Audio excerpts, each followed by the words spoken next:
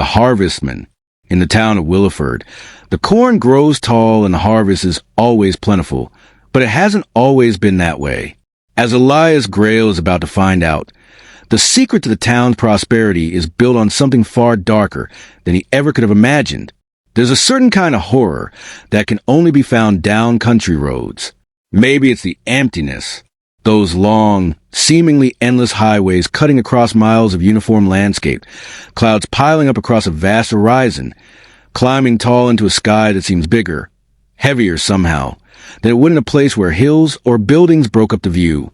The bleakness of driving at night, endless black on all sides of you with only the shrill cries of cicadas to remind you that life exists outside of you. Only the cold glow of your dash lights to keep you company as you fly through the featureless dark. For me, it's always been the corn. If you've ever stood at the edge of a cornfield in late summer, when the slightest wind makes the rows whisper like 1,000 murmuring tongues, you might know what I mean. To stand on the edge and look out at the miles of swaying, oscillating green is like standing on the edge of the sea. Like the sea, it seems to go on forever. And like the sea, you can never say for certain what it hides. Zero. I sat in my usual spot on Sunday morning, in the front pew, offset a bit to the left.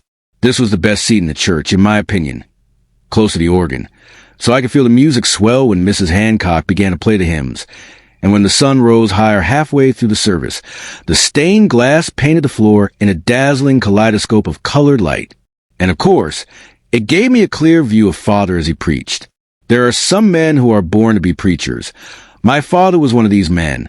You would think I would be tired of listening to sermons, being a preacher's kid, and I'll admit, sometimes my mind would wander as I sat among the faithful those Sundays.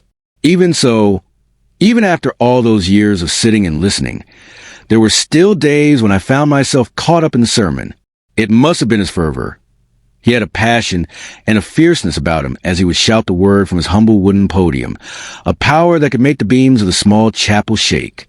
Sometimes I believed he could have called fire from the sky, and many times, even if the message wasn't new, even if it were something I had heard a dozen times before, I would find myself leaning forward with my gaze rapt on that man, whispering my soft amens as the rest of the congregation shouted. Today was one of those days.